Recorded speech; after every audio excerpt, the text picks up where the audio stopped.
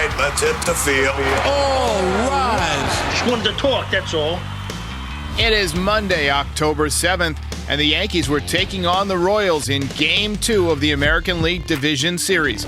Carlos Rodon on the mound looking to give the Yankees a 2-0 series lead, while the Royals were trying to even it at 1. My recap, your reactions coming up next. This is Pinstripe Territory. Welcome to New York City. Pinstripe Territory. Just when they thought I was out, they pull me back in.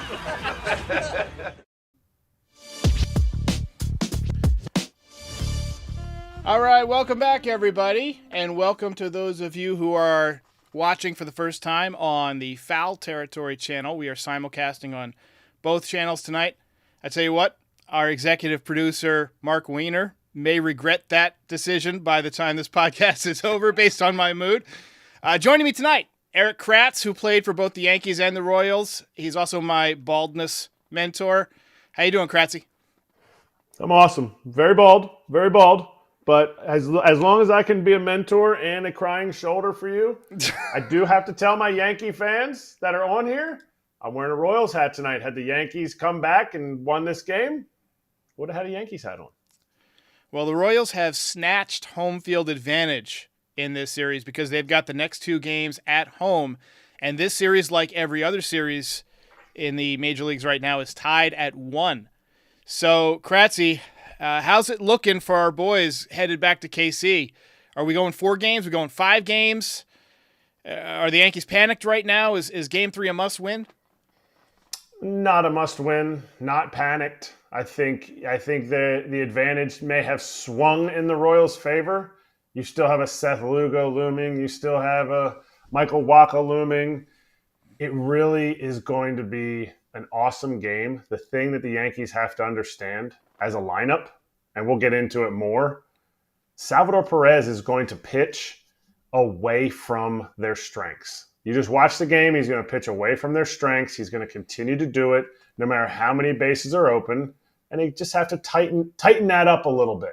Be okay with getting their singles in the situations where they need to, and maybe take a little bit of advice. I know not everybody can run, but take a little advice from the Royals. They were running the bases pretty well. Yeah, it would be nice if Giancarlo Stanton could run. I mean, I don't know if I've ever seen a slower Major League Baseball player. I mean, would he beat out Salvador Perez in a sprint, or would Salvi take him down?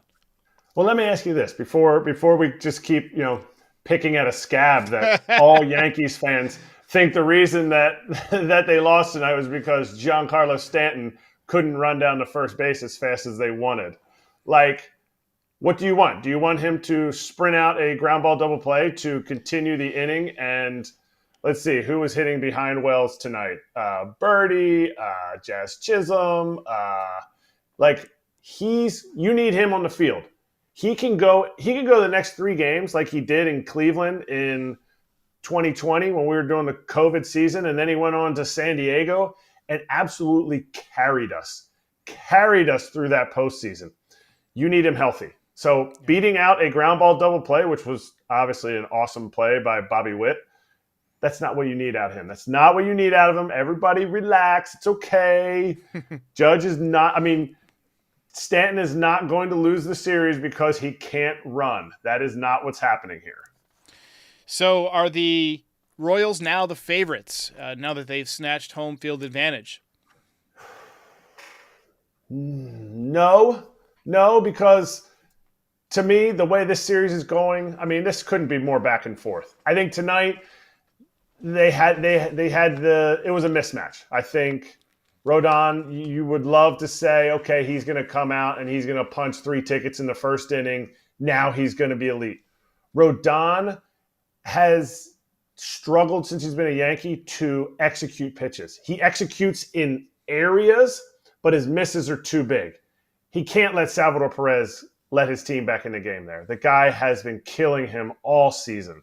All career, since back in the White Sox days when he was good and bad. But you sit there and you go, this is probably a mismatch because Cole Reagan's against the Yankees lineup, a tough all-star left-hander. It's probably a mismatch.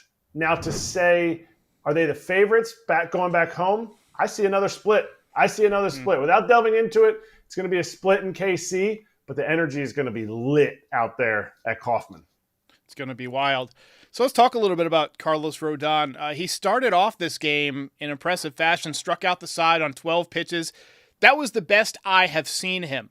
I had to rewrite my notes about Carlos Rodon about halfway through, though, because he imploded like a Titan sub. But his first 2 innings, his FU plus was off the charts. I mean, he was pumped. Did he expend too much energy? Was his adrenaline too high in the first couple of innings? Because he pitched out of a jam in the 3rd inning, and you kind of got the feeling like, well, maybe his stuff was a little bit more hittable. And then in the 4th inning, the wheels completely fell off. 3 2/3, 7 hits, 4 runs, all of them earned. No walks, so the command was good. 7 strikeouts. So what did you see from Rodon, and why do you think the wheels fell off so quickly?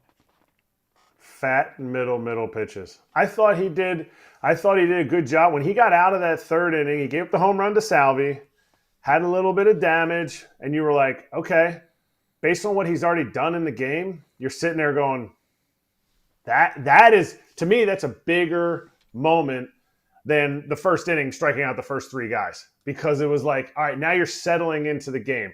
Did he expend too much energy? I don't know. I'm on a group thread with my buddies. Man, they were like, I can't see a starting pitcher getting that excited over doing his job in the 1st inning. He looked dominant. To strike out the 1st and 3rd batters in the 1st inning. Right now, Bobby Witt Jr. is a strikeout. Bobby Witt Jr. should not get a strike anywhere in the zone from the Yankees. You got to let Pasquantino Pasquantino's got to kill you. But anyway, so you sit there and you go, okay, this is the Carlos Rodon that we have. In the 4th inning, everything was just fat. I think he left a changeup up after going, I think it was back-to-back off-speed pitches, gave up a hit that way. Garrett Hampson's a guy that you should get him out. You have to go after him, but it almost looked like he kind of let off the gas a little bit in that at-bat. Now it's a ground ball. He's thinking, okay, if I can get that to an infielder, I did my job. It didn't get through. Like, it was clearly through the hole. And then Verdugo didn't help out. Verdugo has to throw that ball to second base. He knows he's got a pop gun for an arm. He's not throwing him out at the plate. And they did him a service. Garcia did him a service on the base hit to right when Soto threw it and didn't have a chance at Hampson.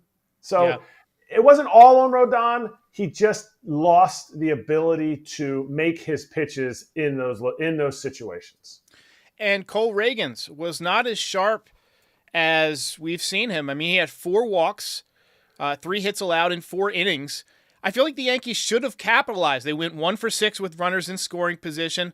Do you think that he just made his pitches, or did the Yankees beat themselves when they got runners on? I mean, seemed like Aaron Judge, we'll talk about him in a second, seemed like he was squeezing the sawdust out of the bat there in the 1st inning with 2 on and nobody out. He swung through 97 practically right down the middle. And then Wells struck out looking a couple of times. I felt like the Yankees let Reagans off the hook a few times. Remember what I said at the beginning about Salvador Perez? He is not afraid to throw in zones. If the bases are empty, that means he has 3 bases open to be able to get to the guy that he wants to get to with the matchup that he has. I watched it for 2 straight postseasons in 14 and 15.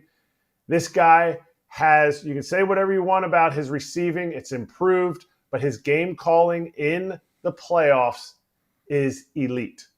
The one, I'm trying to think who it was now, had the base hit. Anyway, it was somebody on the Yankees, had a base hit. It was missed location. Had he hit his location, I don't think he had a shot at. He had a shot, and that's just what Salvi's going to do.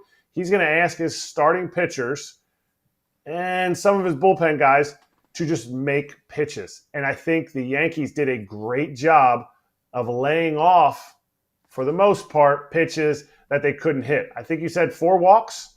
4 walks is what Salvador Perez is totally fine with walks. He's totally fine with singles. Rarely is he going to give up the big inning or the big home run. You saw the home run late by Jazz, but it's kind of in the ilk of Buster Posey. Buster Posey would make you beat him with 4 singles in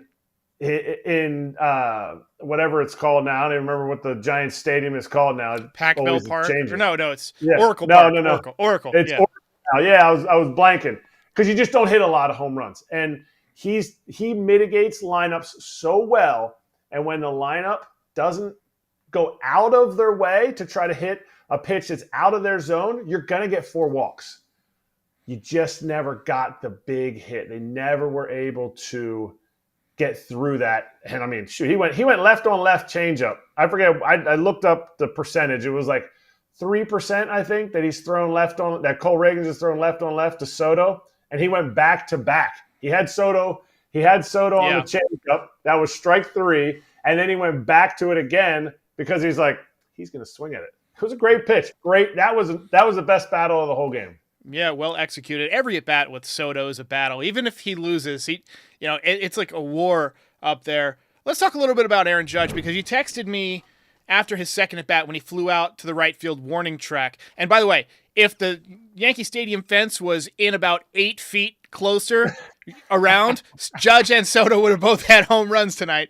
But unfortunately, that was not the case. But he flew out to the warning track, and you said that his swing looked a little bit different to you. I noted that it seemed to me like he was trying to back leg the ball. That's a baseball term for when you're really leaning into that back leg and trying to lift and separate. It seems like he was trying to do that a little bit more than he does.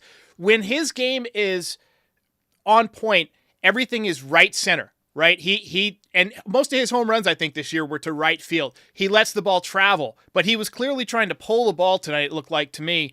What did you think about Judge? I don't know that he was clearly trying to pull the ball. To me, it looked like he was on his legs way more. Now, it's similar to what you're saying, but if you watch, it seems like he's getting started a little bit late, and it looks like his legs are spread out more. It almost looks like his front foot is slipping when he hits. It's causing him to come off the plane of the ball where he wants to be. So now that ball that he's hitting to right field is like us mortal humans, where it's just like, little like carved it to the right fielder. I mean, his still goes to the warning track. If I hit that same ball that he hit to the warning track, Hunter Renfroe probably has to come in 15 feet. And then what happens then, because he did it later in the game, is he's the same swing path. He's coming off of that path that he wants to stay on. He's going to hit a snap hook line drive to left field, one that doesn't have any backspin, doesn't travel the way he wants to. It's going to like dive hook over top of the shortstop, over the third baseman, through the hole, that kind of ball. And so for him, I bet if you go to Kaufman tomorrow and he's taking early BP, I'm sure he's trying to hit home runs to left center, to center field, because that's getting his swing path straight. To me, it just looks like he's off of his swing path that he wants to be on, whether it's the fact that he's late, 97 right down the middle. He feasts on that. He feasts on those pitches, and you don't see him miss it. It's not because he's in the playoffs. There's no, he's not feeling any extra pressure. He's feeling like he wants to do exactly what he's doing. And the longer these games go, the longer this series goes, if I'm the Royals, I am throwing the ball farther and farther out. He's going to figure it out. That's what I was thinking. It's like that roulette ball just bouncing. Sooner or later, it's going to land. He's going to square one up. He could hit one off the freaking crown in KC, and I all will be forgiven if he carries the Yankees in KC and they win a couple of games. Right now the Yankees fans are very tough on him. We've seen this before. Nobody talks about A-Rod going 1 for 50 for 3 years in the playoffs. They talk about 2009 when he carried the team to the World Series. So let's go ahead and preview Game 3, because it's going to be a big, big matchup. We got Clark Schmidt going against Seth Lugo. Now, Seth Lugo throws 8 or 9 pitches. He had a 2.55 ERA against the Yankees in his career, dominated them in September. Good curveball, 179 batting average against, and the Yankees don't hit curveballs very well. Lefties hit him better than righties, 246 average. Righties hit 211. And he finished the season strong, 2.28 ERA in September and October after 4.78 in July and 4.91 in August. So he's turned it around. He's on a heater. 290 slugging percentage versus the top 4 hitters in the lineup this season, which is the best in the league, and a 434 versus the bottom of the order this year. That's sixth worst in the league.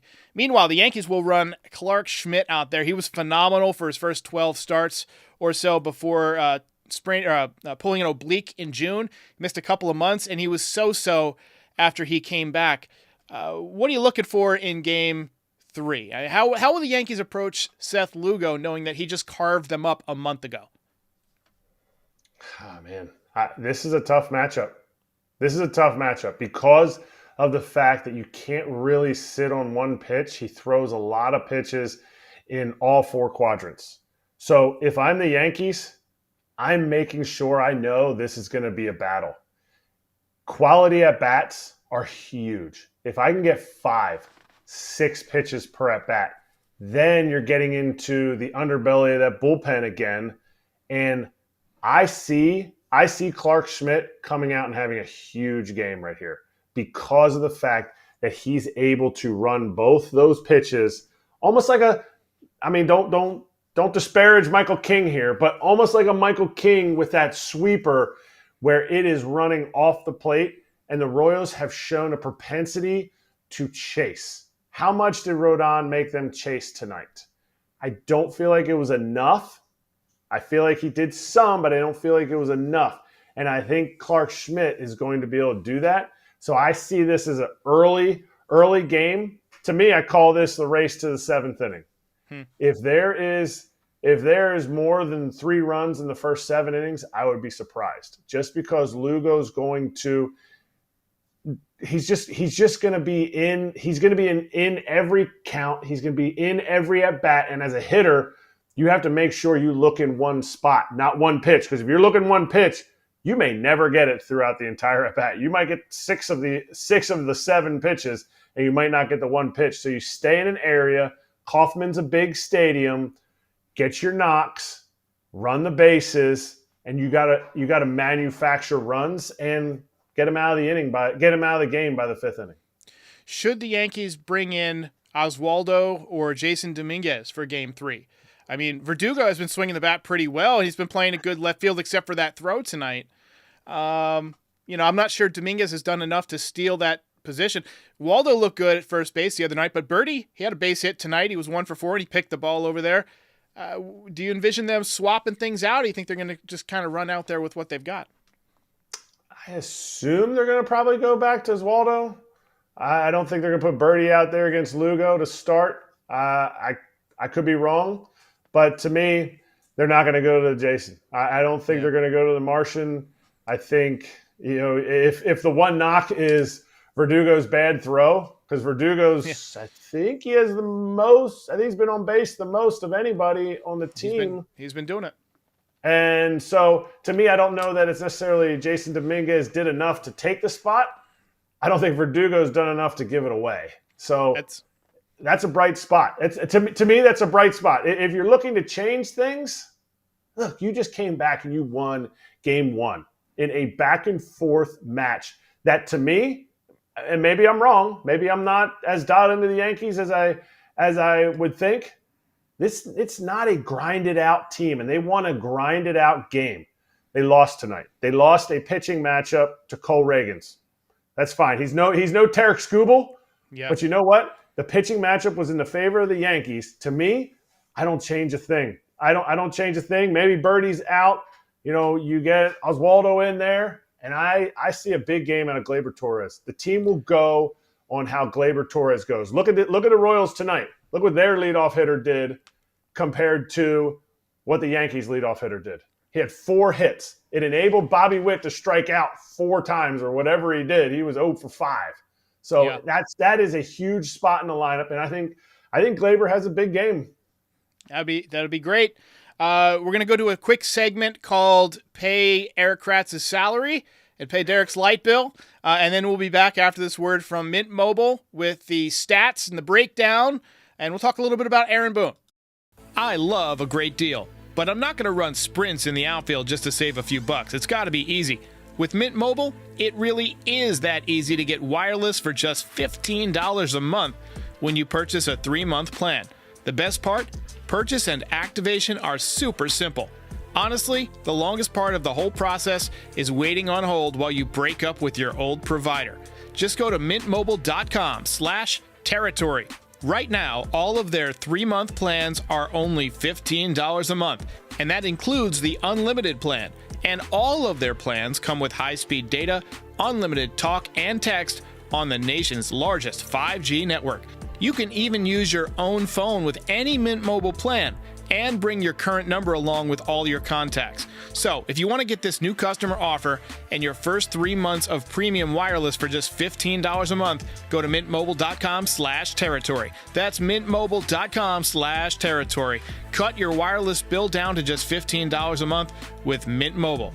Upfront $45 payment required, equivalent to $15 a month. New customers only. Speed may slow after 40 gigabytes on the unlimited plan. Additional taxes, fees, and restrictions apply. See Mint Mobile for details. All right, let's go. Let's get it going. All right, now that we've paid for Erik Kratz's appearance, let me just run through the game recap here for anybody who missed the game and is maybe listening on the podcast. Great start for Carlos Rodon in the first inning, struck out the side on 12 pitches. Yankees wasted a golden opportunity in the first inning, walks to Torres and Soto, but they could not score. Both teams were quiet early. You got the feeling like Cole Reagans was going to get out of the game pretty quickly. He had 48 pitches through the first 2 innings.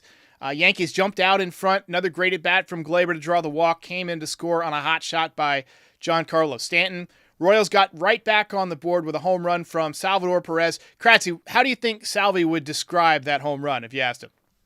Well, I have to tell you about my home run because it made me laugh when you say on the Mint Mobile commercial, you said to me, you say, outfield sprints. Come on, Derek. You know run outfield sprints. Come on, Poppy. Oh, I believe me. In high school, I ran a lot of sprints. We had these things called 380s, where you start in between first and second base, and you run to the 380 sign in center field, run to the foul pole, and then run home. And you have to do it in under like 52 seconds. And if you don't get it, you get an extra second to do it again. And I set the record. I think I still hold the school record for most 380s in one season. But because your coach didn't know how to coach baseball? He just wanted to make you run. No, my coach, he was a legendary high school coach in North Carolina. It's because I was a goofball and I used to prank people and stuff. And this was like, he was a Bobby Knight type coach. And I was just always goofing off. And I was like, whatever, you're a gym teacher. Who gives a shit what you say? And so I ran a lot of sprints, but he's dead now. It doesn't matter. Royals took the lead on a base hit by Tommy Pham. They broke it open for 4 runs. There was a base hit to left field by Hampson, and Verdugo made a throw that was kind of unnecessary, threw it home. Kratz was referencing that earlier, allowed Hampson to take second base, and then he came in to score on a hit by Franco. So really an unnecessary throw there. Should have probably hit the cutoff, man. Hamilton looked good tonight. He struck out the side. John Birdie made a couple of nice plays in the field, unassisted double play in the 6th. That's how you know you've got a deep roster, Kratzy, when your first baseman is playing the position for the first time ever in a vital playoff game. That's how you know you got a deep roster. Clay Holmes threw the ball well. He's looked good this postseason. Yankees put a runner on in the bottom of the 8th, but Stanton banged into a double play. And like we said, very, very slow runner. Bottom 9, Jazz Chisholm led off with a home run into the second deck and pimped it around the bases. Despite being down 2 runs in the 9th inning. Didn't love that. And the Royals take game 2, excuse me. You get nothing. You lose. Good day, sir. If you ain't first, you're last. The law of divine oneness says this is embarrassing. Meanwhile, the Mets are playing never say die exciting baseball. I tell you what, Kratzy, the Mets look good. They look really good. They got that it factor. They're not as good a team as the Phillies, but they can beat the Phillies. Yeah. Like if you would match up batter to batter, like no chance you're taking this guy over that guy or, Schwarber over. That's what's great about the postseason. And if the Phillies don't come out and get ahead of the Yankees, get ahead of the Mets in New York tomorrow night, there is going to be it might be a quick 2 games in Citi Field. The Phillies got to come out and get them because the Mets have that it factor. Absolutely. Yep. All right, let's wrap it up. Let's talk a little bit about Aaron Boone, because the Yankees have a $300 million payroll, and the Royals, I believe they're about 100 or so. If the Yankees lose this series to the Royals, is Aaron Boone in jeopardy of losing his job? I would flip it around, and I say this to everybody who wants to burn somebody at the stake whenever their team's not winning. Do you think if all 30 teams had no manager and Aaron Boone was gotten rid of, how many teams would sign up to give Aaron Boone a job? I'm sure lots of teams would. And here's a point I've been trying to make all season. Just because someone is a good manager or even a great manager doesn't mean they're the right manager for a given squad, right? Different groups of players with different types of personalities might do different things. Like, I think about Buck Showalter, right? I don't think that he would have had the same effect on the 96 through 2000 Yankees that Joe Torre had, right? A different type of guy. Buck Showalter, very rigid, very general-like, and Joe Torre was kind of laissez-faire, kind of, reading the newspaper a lot, that type of thing. He was a filter, right? They different types of managers, different types of human beings affect groups in different ways, right? And I'm not sure that Aaron Boone, with his sort of fun surfer boy attitude, is the killer that this team needs. So you think Aaron Boone needs to be more locked into hey, we got to make sure we stay on top of this and stay on top of that. Joe Torre had a plug and play team. You plugged in the lineup and they went out and played. Rarely was it changed. Rarely did guys have big time injuries. Aaron Boone has had to deal with a large roster shift. He's looking at trying to piece together a lineup right now that has John Birdie playing first base in his first game ever in game two of the ALDS. I think the expectations of the Yankees are high. I think Aaron Boone's expectations of this team are high, and I think he gets the most out of what he has been given in the sense of DJ LeMahieu in this lineup. If DJ LeMahieu is the regular DJ LeMahieu, this is a different looking lineup. Anthony Rizzo, if he's the regular Anthony Rizzo, different looking lineup. You're talking about having a guy in Alex Verdugo who was dropped by your league, your league rival, your division rival, and given to you essentially. He's not producing a lot. So if you look across the board, besides Aaron Judge and Juan Soto, to me, I think Aaron Boone has done a tremendous job of keeping Gleyber Torres positive in a season when he could have gone off the rails. And he ended up having a tremendous September to essentially carry this team to the best record in the American League. You can't forget what he has done. Yes, I get it. He has not won the World Series. This is not Aaron Boone's fault. If it doesn't happen, it is because the players that they have out on the field are not getting the job done. He's putting them in the situation to succeed. Now, if you just want to switch managers, just to switch managers because that's the new vernacular that's going to be out there about the Yankees, I need a better reason of why Aaron Boone isn't the guy, because whoever comes in will not get as many wins as Aaron Boone gets in the regular season, which has set them up to be a World Series contending team. Scotty Biceps in the chat with a comment on the roster construction. Yeah, the roster construction has been bad for years. For years we didn't have any lefties in a stadium that's built for left-handed hitters. Then we go out and we get Verdugo and Soto. So we addressed that problem, but we still don't have a reliable first baseman. Rizzo was, it was a gamble that he would come back after that year last year, and DJ LeMahieu has stunk for years. Why don't we have a competent first baseman waiting in the wings in AAA, like a real first baseman? Rice was a catcher, right? Why wasn't he taking reps at first base last year, right? He was. Okay, well, we should still have depth in the areas of weakness, right? We should still have depth in the areas where we're light, like at first base, like at third base.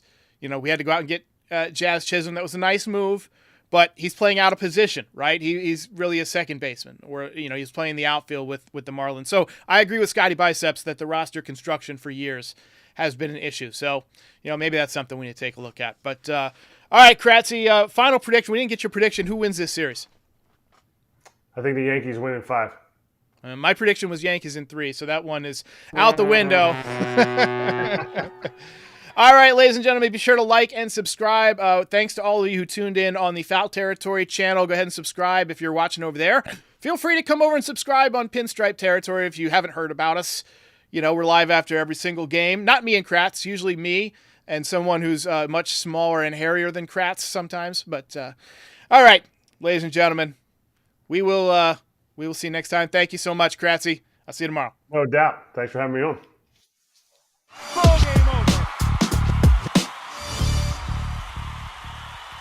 If you enjoyed this video, please drop a like and give us a subscribe. It helps other Yankees fans find the channel. We're also on all your favorite podcast platforms and social media. Join the community, have some fun. We're here after every game. This is Pinstripe Territory.